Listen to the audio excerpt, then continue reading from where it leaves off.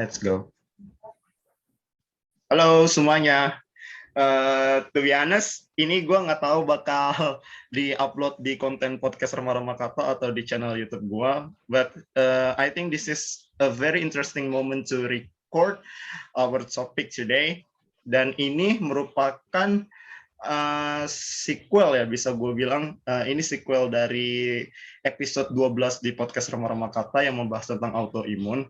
Cuma di sini sayangnya tidak ada Anis karena Anis lagi berhalangan. But I'm here today to be accompanied with my other friends, let's say.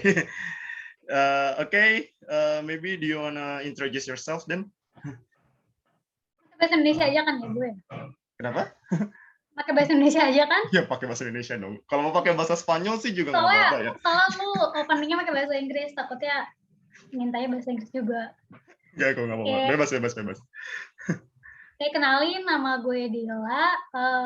Gue usianya 23 tahun dan gue penyintas autoimun selama 1,5 tahun terakhir. Mungkin itu aja sih perkenalannya. Oke, halo Dila. Dila ini, by the way, mutual Twitter. Kita udah mutual juga udah lama juga ya. Ya nggak sih? Lama banget. Tapi baru kepikiran untuk buat konten membahas autoimun ini karena tiba-tiba saudari Dila ini dia kirim saya DM kalau misalnya ternyata dia itu adalah penyintas autoimun dan gue yang tertarik sih, dan dia itu tertarik untuk mendengar konten-konten tentang autoimun. Terus and then I thought that oh iya, kalau gitu gimana kalau misalnya kita bikin konten bareng gitu kan. Gimana kalau misalnya kita bikin konten ngobrol bareng. And then actually makanya ini konten untuk kemungkinan untuk di 2 platform. So I hope you guys enjoy it. And then Dila di sini udah jadi bukan penderita ya, kita bilangnya itu penyintas berarti ya. Penyintas, iya. Karena aku pribadi tuh selalu gitu kalau penderita, ya Allah, kayak itu adalah sebuah ujian yang tidak akan selesai gitu loh, penderita gitu loh. Tapi kalau boleh tahu ya Dil ya, sebetulnya autoimun apa sih yang kamu lagi alami gitu? Jenis autoimun apa yang lagi kamu alami? Gue itu kebetulan kenanya Systemic Lupus Erythematosus atau yang biasa disingkat SLE. Nah, itu tuh merupakan salah satu jenis lupus di mana lupus yang paling sering diderita. Nah, biasanya penderitanya itu perempuan. Jadi perbandingannya itu kalau misalnya lupus yang gue derita ini 10:1.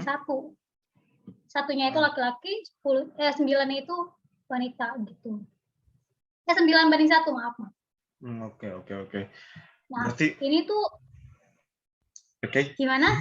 Ya, oke, lanjut. Nah, karena gue ini kenanya sistemik lupus itu kan terjadinya secara sistemik di dalam tubuh. Nah, itu biasanya kalau misalnya secara penjelasan penyakitnya itu biasanya terjadinya tuh di sendi, kulit, sama ginjal. Cuman kebetulan gue ini kenanya di persendian. Jadi kalau misalnya penyakitnya itu kambuh, gue itu lebih sering kenanya sakitnya itu kerasanya di persendian kayak gitu sih. Terus diikutin sama demam, sama muncul ruam-ruam merah di kaki gue. I see. Oh my god. Berarti terdengar cukup umum tapi sebetulnya bahaya banget ya nggak sih? Iya. Karena tadi aku ngeliatnya dari perbandingan yang 9:1 itu loh, ternyata cukup banyak juga ya yang menderita ini gitu ya kan. Dan to be honest ya, autoimun ini kan sebetulnya nggak terlalu common itu kan di Indonesia ini. Misalnya belum terlalu kayak banyak dikenal oleh orang-orang Indonesia, like apa sih autoimun gitu. Tapi ternyata banyak gitu yang yang kena dari autoimun ini. Dan jujur waktu aku pas bikin episode podcast episode 12 dan ngebahas tentang autoimun sama Anis, kayak banyak orang-orang, nggak banyak sih sudah, tapi ada beberapa orang yang nanya gitu kan, autoimun apaan? Kok gue baru tahu. Dan aku pribadi pun juga baru tahu kalau baru ada ternyata namanya penyakit autoimun tuh di Indonesia gitu loh. dan nggak di Indonesia juga sih, di dunia juga ya kan. Tapi Iya, maksud di aku dunia banyak. bener-bener ya aku bener-bener baru tahu sebagai orang Indonesia gitu loh, kayak oh ternyata ada penyakit yang namanya autoimun yang nyerang, seperti yang nyerang sistem Iya, apa sih, tubuh sendiri. iya sistem apa ya, Secara what do we say, Jadi sistem secara kesehatan ya. sistem imun Oh, tubuh. sistem imun, yes, oke. Jadi secara gampangnya sih gini, kalau misalnya sistem imun tubuh lo ini seharusnya kan ngelawan si penyakit nih kalau datang. Tapi kalau si penderita autoimun, dia tuh nyerangnya karena dia nggak ngenalin si penyakit itu, dia nyerangnya justru sel tubuh kita sendiri. Jadi kenapa si penderita autoimun itu nggak bisa kena kayak semacam pemicu-pemicu kayak stres, terus ada semacam kayak pantangan makanan kayak gitu-gitu. Nah makanya kita harus hati-hati gitu. Belum lagi kayak sekarang COVID-19, nah itu kan bisa membuat kita lebih rentan. Itu sih sebenarnya yang jadi concern banget sekarang, autoimun itu emang harus diedukasikan ke masyarakat Indonesia kayak gitu. Iya sih, apalagi di zaman pandemi ini yang istilahnya kehidupan umum aja tuh udah susah ya. Apalagi kehidupan orang-orang yang apa namanya, yang punya masalah atau penyakit tertentu gitu yang sangat spesifik gitu sih. Oh my god. To be honest aku merinding. Kenapa aku merinding ya bahas ini ya? Gue mau disclaimer dulu ya, gue bukan dokter, tapi gue mahasiswa kesehatan. Tapi ilmunya tuh nggak sebanyak itu, cuman pengen sharing aja di sini. Takutnya ntar Sidik kena kritik atau gimana. Ini orang so tau banget sih, gitu. Takutnya kayak gitu kan. Cuma disclaimer aja. Kita di sini cuman sharing aja yes, dan bener banget. Berdasarkan pengalaman gue pribadi, apa yang gue alamin kayak gimana, kayak gitu. Dan sepengetahuan gue selama ini nyari tahu tentang autoimun itu kayak gimana. Gitu. Yes, sebetulnya abis ini aku mau ngasih disclaimer sih karena aku sempat lupa ngasih disclaimer di awal. But thank you udah ngasih disclaimer, dan karena apalagi Dila aja tuh mahasiswa kesehatan, apalagi gue gitu maksudnya, apalagi aku gitu yang kayak mahasiswa apa? bukan mahasiswa yang berkaitan dengan kesehatan, bukan mahasiswa yang apa namanya, bukan orang yang ahli untuk ngebahas tentang ini, tapi ini lebih ke sharing aja, dan ini karena lebih ke sequel aja sih dari pembahasan episode sebelumnya yang ada di podcast Rama-Rama Kata gitu. Dan tadi kamu udah nyinggung belum sih udah berapa lama? Oh iya, kamu kena dari berapa lama deh berarti autoimun ini? Jadi tuh kalau misalnya kena sih gue nggak tahu ya pastinya kapan, tapi dari yang gejala-gejala yang gue alami itu, kan gue dulu kuliah D3 dan di tingkat akhir itu sekitar tahun 2019 itu gejalanya makin parah. Jadi pertamanya itu kayak misalnya gue tuh cepet ngerasa capek gitu. Capeknya tuh bener-bener kayak lu capek habis aktivitas berat, terus pas lu bawa tidur, lu istirahat, lu bangun, itu tuh badan lu sama sekali nggak ngerasa fresh sama sekali. Jadi tuh tetap ngerasa capek gitu. Pertamanya gejalanya kayak gitu. Terus makin lama di pertengahan 2019 itu menjelang gua wisuda D3, itu tuh udah mulai muncul kayak demam, terus nyeri sendi, kayak orang kecapean, gampang memar kayak gitu, muncul-muncul ruam. Nah ya udah tuh akhirnya karena udah kelihatan makin gak jelas kan, gue mikir, aduh ini badan gue kenapa gitu ya. Akhirnya gue berobat tuh waktu itu. Pokoknya kelar wisuda D3 gue berobat ke klinik tuh waktu itu. Terus kata dokternya, kok ini kecapean, ngomong kayak gitu. Waduh. Nyangkanya tuh kayak gue kecapean biasa gitu kan. Karena kan gejalanya kayak lo demam, terus habis itu badan lo pegel-pegel. Iya, kayak gejala penyakit biasa nggak sih? Iya, kayak orang masuk angin gitu loh. Terus habis itu ya udah tuh gue pikir juga gue karena abis lulus wisuda D3 itu gue langsung kuliah S1, jadi gue masih menjalani aktivitas gue kayak mahasiswa biasanya, nugas, kelas, kayak gitu-gitu. Nah pas sampai di akhir 2019 ini gejala gue makin parah tuh, sampai awal 2020 itu gue demam sebulan tanpa berhenti. Iya. Tiap malam gue demam, terus kaki gue makin banyak ruamnya, kalau jalan tuh sakit banget kayak ditusuk-tusuk telapak kaki lo. Dan persendian gue juga makin sakit, dan puncaknya itu di bulan Februari 2020. Gue waktu itu lagi kelas keadaannya, gue kan kuliah tuh waktu itu. Gue kuliah malam dari jam 4 sore sampai jam 9 malam. Dan itu gue lagi ada kelas malam, gue kuliah. Terus tiba-tiba tangan sebelah kiri gue itu gak bisa digerakin. Oh my god. Gue tuh pertamanya sih gue udah ngerasa badan gue udah gak enak kan dari yang awal dari awal 2020 itu udah makin parah kan, gue ngerasa gue nggak enak, gue berobat apa ya, gue mikir kayak gitu. Terus karena masih gue tahan, jadi gue masih biasa aja kan. Gak tau pas bulan Februari itu puncaknya, gue tadinya nggak mau masuk tuh hari itu. Terus gak taunya karena dosennya apa ya, kayak gue harus masuk gitu, harus masuk kelas itu karena dosennya juga agak-agak gimana gitu. Jadi tuh gue masuk kelas, ya udah. Terus abis itu pas gue kelas malam tuh kata gue, tangan gue kenapa ini, gue masih belum ngomong tuh ke teman gue waktu itu kan.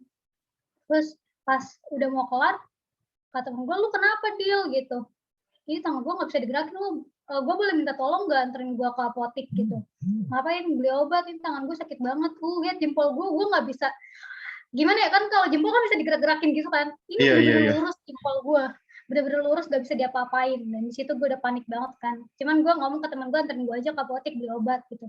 Udah selesai dari beli obat, gue pulang ke kosan, gue langsung nelfon orang tua gue, minum obat, nelfon orang tua, bilang, Bu, Dila mau berobat gitu. Akhirnya gue berobat tuh besoknya.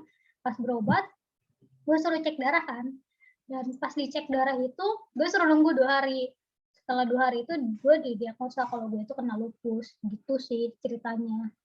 Jadi gue ketahuannya itu emang sakitnya benar-benar ketahuan sakit itu pas di kelas. Karena gue kayak nahan-nahan gitu kan, gue mikirnya ini masih bisa gue tahan gitu, ntar aja nunggu libur. Gak tau ya pas di kelas, bener-bener di kelas gue sakitnya, ya udah besoknya langsung berobat gue.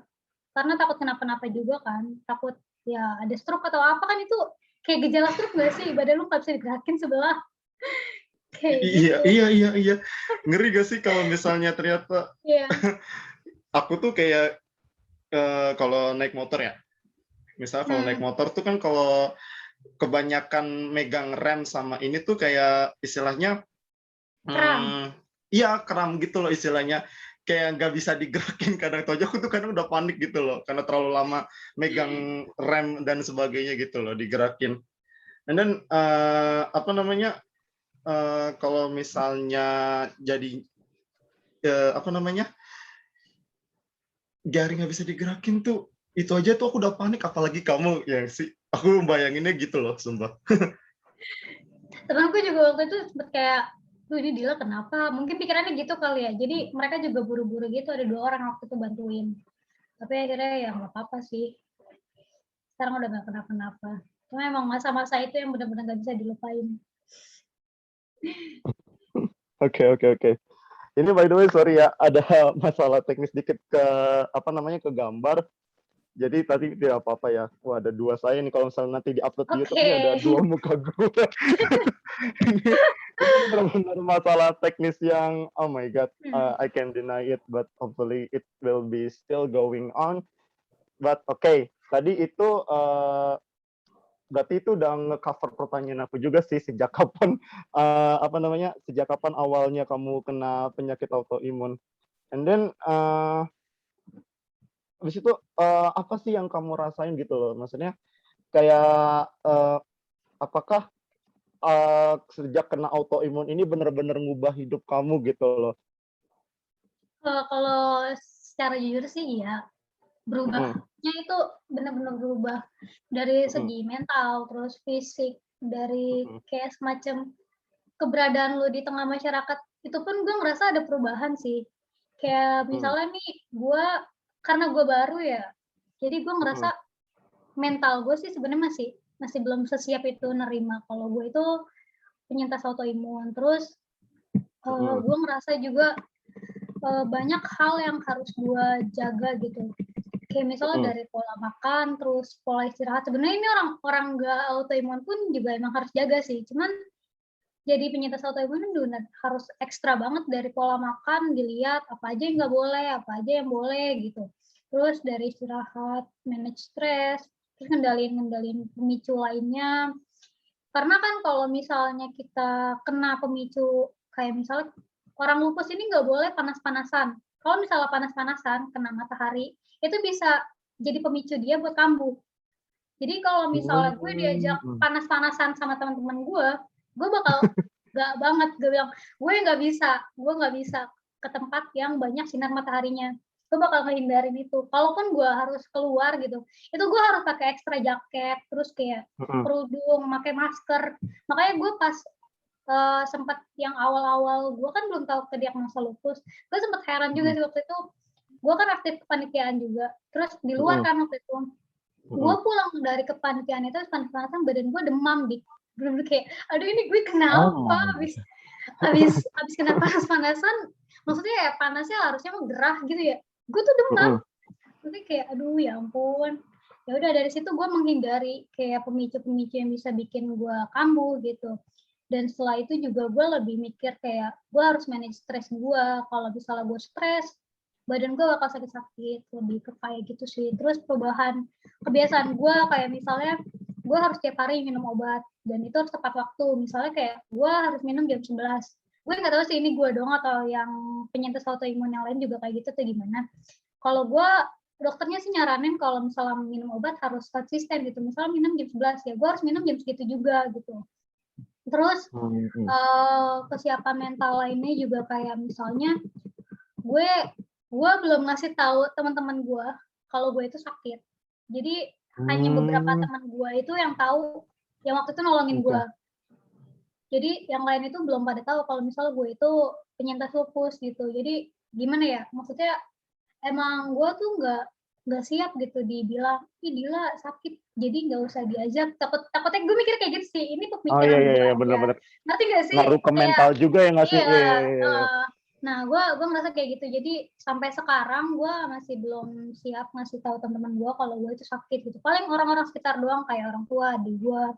Sebenarnya sih ini perlu dikasih tahu sih ke teman-teman lu, terutama yang sering ketemu gitu ya. Jadi kalau misalnya memang ada apa-apa, mereka tuh nggak panik gitu. Mereka tahu apa yang harus dilakuin karena lo sebelumnya udah bilang kalau lo itu sakit gitu sih seharusnya. Cuman kalau dalam posisi gue, karena gue masih baru, masih setahun setengah, jadi mental gue belum siap itu. Mungkin suatu saat gue bakal bilang, tapi untuk saat ini gue belum bilang sih gitu.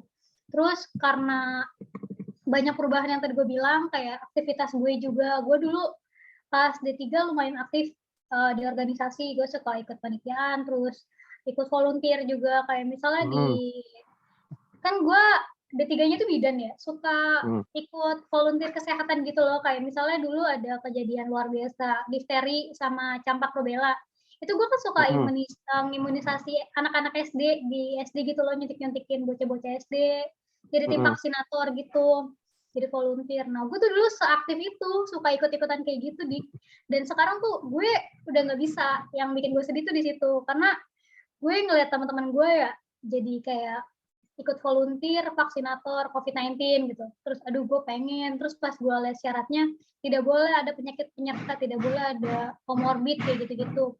Jadi ya udahlah, emang bukan timing gue juga kali ya turun perlahan. Jadi gue mikir kayak gitu sih. Lebih ke penerimaan gue. Kalau misalnya emang gue tuh udah nggak kayak dulu, badan gue itu udah nggak sesehat dulu. Jadi gue nyari cara lain buat ikut kontribusi juga. Sampai saat ini belum nemu sih, tapi gue berusaha mencari supaya gue bisa ikut jadi volunteer kayak gitu-gitu. Dan juga apa namanya bisa di apa ya? Bagi aku tuh dengan kamu memberitahukan ini juga, kan ini kan bakal diupload ya, entah di podcast atau di YouTube gitu kan. This will be publicized gitu loh. Ini bisa jadi awareness kita bersama juga. Dan mungkin nanti mungkin teman-teman kamu yang nonton ternyata teman gue tuh lagi kena kayak gini, dan mereka mungkin bisa melakukan langkah-langkah pencegahan. Oh berarti teman gue nggak boleh diajak ke sini nih. Oh berarti teman gue nggak boleh terlalu lama ada di sini gitu ya nggak sih? Ya kalau mental sih ya emang pasti butuh waktu sih. I'm sure it takes time gitu. Nggak akan kayak tiba-tiba, aku langsung siap. I'm ready like SpongeBob. It's impossible gitu loh, nggak bisa gitu. Dan akhirnya selama ini ada beberapa pengobatan gitu nggak sih yang kamu jalani gitu? Karena kan ya kamu seserius ini nih. Dan kamu tuh ngejalanin berapa pengobatan gitu, dan gimana kamu ngejalanin pengobatan ini di masa pandemi yang manusia biasa aja tuh tanda kutip gila ya dengan di situasi yang serba tidak enak seperti ini. Dan untuk orang seperti kamu gitu yang mengalami autoimun ini tuh gimana gitu mengalami pengobatannya? Kalau gue sih alhamdulillah sekarang obatnya udah di dosis yang paling rendah. Gue cuma minum 2 obat sekarang. Jadi gue merasa bersyukurnya sih di situ, maksudnya gue cepet ke kontrol gitu, nggak sampai yang kolaps sampai gue harus ke rumah sakit tiap hari atau gimana gitu. Gue sekarang kontrol udah 2 bulan sekali. Biasanya kan sebulan sekali tuh. Terus sekarang udah jadi berkurang 2 bulan sekali karena dosis gue emang udah diturunin sama dokternya. Terus buat struggle di masa pandemi itu sebenarnya sih lebih ke berobatnya itu sih, kayak lu ke rumah sakit kalau normal kan ngantri ya ngantri biasa gitu, gak usah di screening lah, gak usah ditanya-tanya kayak gitu. Sedangkan kalau misalnya di pandemi ini lu harus ngisi form, terus ditanya-tanya pernah pilek nggak 14 hari terakhir kayak gitu-gitu. Nah sedangkan ya kan kalau orang autoimun kan gampang banget sakit ya, kayak lu flu sedikit aja, maksudnya lu keluar sedikit aja lu langsung flu, atau ini maksudnya gue nggak menutup, maksudnya nggak semua orang autoimun kayak gitu, tapi kalau gue sih jujur gue kayak gitu ya, kalau misal kecapean gue langsung capek, langsung sakit gitu, langsung kayak flu, ada keluhan lain. Nah itu yang sebenarnya bikin ketahan gue buat berobat gitu. Kayak waktu itu gue di bulan awal-awal pandemi deh, pokoknya gue lupa bulan Maret atau bulan April gitu, itu gue sempat kambuh waktu itu, demam berhari-hari, gue sempat flu juga, disuspek COVID tuh gue waktu itu. Gue 2 kali berobat, bulan Maret ke April, terus April ke Mei, itu gue sempet disuspek COVID. Pokoknya gue waktu itu sampai ronsen toraks 2 kali, terus habis itu berkali-kali deh pokoknya gue setiap kontrol itu dicek terus kan, tapi alhamdulillah gue negatif COVID. Terus habis itu yang terakhir kali kontrol yang gue bilang gue demam terus-terusan itu, ternyata gue ada infeksi tuh waktu itu di paru-paru. Dan akhirnya gue harus dirawat inap. Nah di situ tuh rumah sakit pada nolakin gue, disangkanya tuh gue COVID karena di paru-paru gue itu ada infeksi. Nah ya udah tuh gue nyari rumah sakit kan, karena waktu itu gue mikirnya mungkin bisa pakai BPJS kali ya, nyari rumah sakit yang bisa pakai BPJS. Ternyata nggak ada yang bisa, nggak ada yang nerima. Iya pasti. Katanya penuh tuh waktu itu. Gue sehariannya rumah sakit, akhirnya gue dapet di rumah sakit swasta, dan itu pun gue di rumah sakit tuh dari jam 10 pagi, terus dapet bed, dapet apa sih namanya, dapet kasur itu tuh gue jam 10 malam.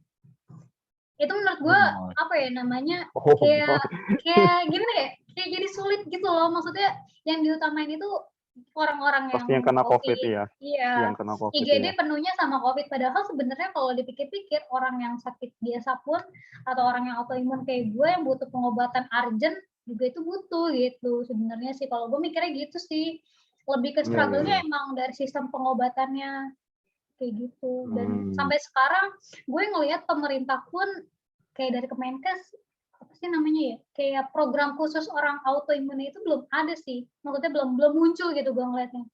Sebagai mahasiswa kesehatan ya, gue ngeliatnya kayak pemerintah belum se-concern itu ke isu autoimun kayak gitu sih.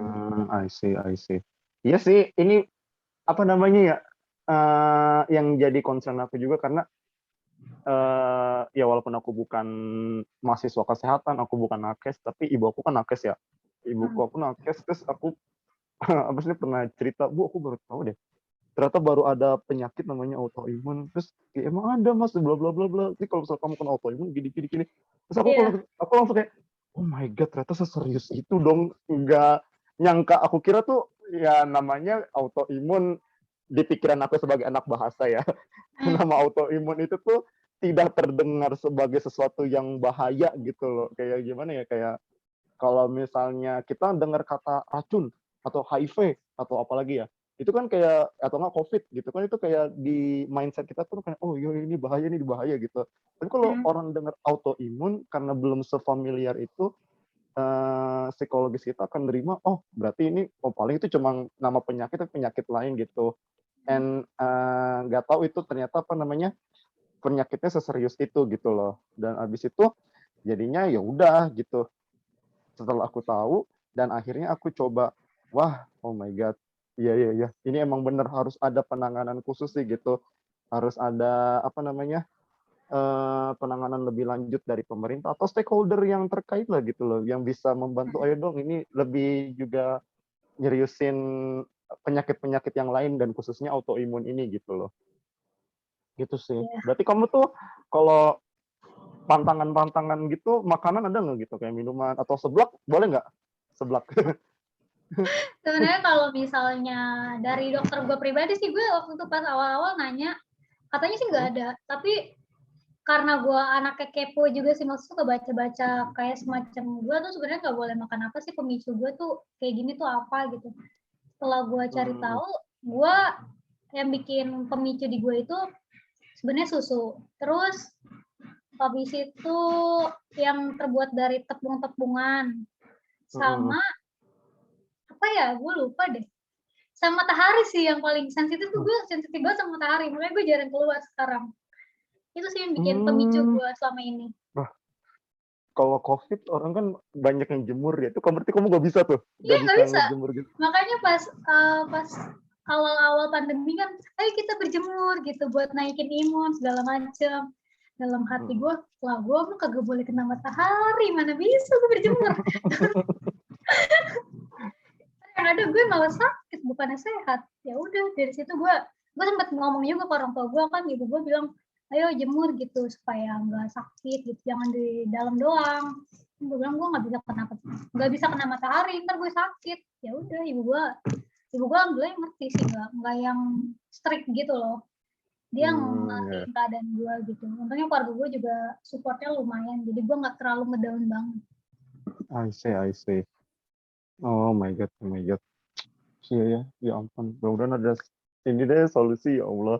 Udah mau COVID kayak gini, terus autoimun kayak gini, dan belum penyakit-penyakit yang lainnya. Karena aku kalau tadi dengar cerita kamu yang nyari rumah sakit aja untuk ini aja susah, terus itu kayak aku sih ngalamin sendiri waktu kena demam berdarah gitu loh. Karena beberapa bulan yang lalu, nggak beberapa bulan yang lalu sih, Mei kemarin tuh aku kena demam berdarah. Itu aja tuh kayak susah untuk masuk emergency gitu loh, kayak. Iya, karena kan aku maksudnya utamanya tuh pasti yang diutamain yang COVID dulu, COVID, baru iya. baru yang lain kayak gitu.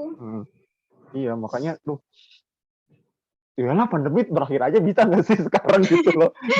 Gue juga pengen gitu. Gue males udah kuliah gitu di rumah. Maksudnya ya Allah, astagfirullahaladzim. Ya aku se-introvertnya diri aku, tapi kalau misalnya nggak keluar selama 1,5 tahun, gila juga lama-lama ya. Aduh pengen keluar gitu, pengen kemana. Itu sekadar pengen keluar aja gitu, maksudnya kayak ya udah gitu, jalan-jalan aja gitu, maksudnya bukan jalan yang kayak gimana, nggak ngumpul-ngumpul, nggak, sendiri doang gitu maksudnya. Itu aja tuh masih kayak was-was gitu loh, kalau gue keluar gue kena nggak ya dan sebagainya gitu. Makanya aku paham juga sih kalau misalnya ada yang aku ajak jalan keluar tapi nggak bisa karena takut ini, ya aku ngerti gitu, karena aku juga sendiri juga takut juga sih. Tapi gitu deh. Tapi yang terakhir nih Del, untuk kan banyak nih orang yang belum tahu gitu ya kan autoimun itu apa, terus betapa membahayakannya gitu loh autoimun. Do you have any message to them who haven't known about autoimun yet? Kalau dari gue sendiri sih, karena ilmu gue belum setinggi itu, mungkin pesan dari gue buat penyintasnya lebih ke semangat, terus mikirnya jangan yang aneh-aneh, mikirnya bisa sembuh gitu loh. Walaupun emang autoimun kan emang nggak bisa sembuh, tapi bisa remisi, istilahnya bisa tidur lah penyakit lo gitu. Terus juga jangan lupa jaga pola hidup, jaga pola makan, jaga pola istirahat, manage stres, jangan sampai stres itu bikin penyakit. Jangankan apa ya namanya, jangankan autoimun, orang biasa aja kalau kena stres pasti pusing kan ya, kayak gitu sih, kayak gitu. Terus kalau misalnya emang kalian butuh support gitu, jangan sungkan buat ngomong ke orang sekitar yang lo percaya, entah itu orang tua, adik, ataupun emang sahabat yang lo percaya gitu. Jangan sampai lo tuh ngerasa sendirian, jangan sampai lo tuh ngerasa stres sendiri, tenggelam sama pikiran lo gitu, lo bakal kenapa-napa kayak. Soalnya gue awal-awal kayak gitu, gue ngerasa aduh, gue kayaknya sedih banget gitu. Terus ternyata setelah gue out, gue ngomong ke salah satu teman gue ngerasa lebih lega gitu sih. Terus kalau misalnya kalian juga lagi kontrol gitu ke teman-teman, ke dokter, itu kalau bisa sih terbuka. Maksudnya kalau misalnya kalian ada keluhan, jangan takut ngomong gitu. Bilang ke dokter, dok saya bulan ini, dok saya bulan ini ada keluhan ini. Karena kan yang tahu diri lo tuh cuma lo doang gitu, dan yang tahu penyakit yang tahu pengobatan penyakit lu cuma dokter lu doang. Jadi mau nggak mau lo harus terbuka sama diri lo sendiri, lo juga harus terbuka sama dokter lo kayak gitu. Dan jangan lupa satu lagi, tanyain boleh vaksin COVID-19 atau enggak. Kalau misalnya emang, ya itu kalau bener misalnya banget, emang boleh, berarti kalian silakan vaksin. Dan itu setelah gue baca dari beberapa jurnal, penyintas autoimun itu sebenarnya boleh kok vaksin. Dan itu bagus buat tubuh kalian supaya ngenalin si COVID-19 itu gimana gitu. Tapi ini dengan garis bawah kalau misalnya si dokter kalian tuh bolehin gitu. Maksudnya kan ini kan bersyarat ya istilahnya lah. Kalau misalnya vaksin itu harus bersyarat buat orang autoimun. Itu kalian harus tanyain ke dokter kalian boleh atau enggak. Kalaupun emang boleh langsung vaksin, kalau enggak ya udah gitu. Mungkin itu aja sih dari gue. Sebenarnya gue masih banyak pengen cerita, cuman gue bingung, maksudnya kalau misalnya gue cerita kayak gini ujuk-ujuk gitu, takutnya kayak gitu. Mungkin itu aja sih. Gak apa-apa tuh, nanti kita buat episode yang lain lagi nanti. Keep dulu. Jangan langsung dihabisin ke satu episode. Ntar tidak bisa lagi saya mau ngajak collab Anda dong untuk ngobrol-ngobrol bareng kayak gini. Tapi itu bagus banget sih. Ya, dan yang paling utama tuh bagi aku juga untuk vaksinasi, ya benar. Karena kan ini kita lagi gencar-gencarnya banget ya untuk vaksinasi herd immunity. Yes, iya, untuk mencapai herd immunity itu kayak wow, you guys should be vaccinated. But in other side, if you have any serious disease in your body, please consult it with your doctor. And then, oh my God, iya bener banget. Jiwa anak Kesmas gue keluar nih. Ya enggak. Serasa aja banget ya, bener. Udah deh. Gila, ini amazing banget sih, nggak sabar banget untuk upload ini. Terutama thank you banget Dila untuk sharing tentang autoimun pada hari ini. And I hope you guys will watch and hear this episode. Hopefully you guys can get something new about autoimun. Ini closing aja nggak bener ya ampun. Udah openingnya tadi semoga bermanfaat lah ya. Sebelumnya gue juga minta maaf kalau misalnya banyak salah-salah kata atau gue ngomongnya masih belepotan karena gue emang baru pertama kali diajak bikin konten. Jadi jadi pasti banyak banget kekurangan, dan gue sebenarnya udah bikin rangkaiannya juga, tapi ternyata takut kebanyakan dan suruh di-keep sama Sidik, ya udahlah, ntar aja. Ya Allah. Sorry, di kita bukannya aku pelit ya teman-teman, tapi demi durasi. Ada episode lain, Sebenarnya durasi gitu juga loh. Ini udah lama loh. Ini udah 40 menitan. Apa-apa. Ya, sih kalau misalnya mau 3 jam juga ayo, tapi asal ada yang mau nonton aja buat 3 jam. Iya, lama kasihan yang nonton. Dengerin kita ngobrol.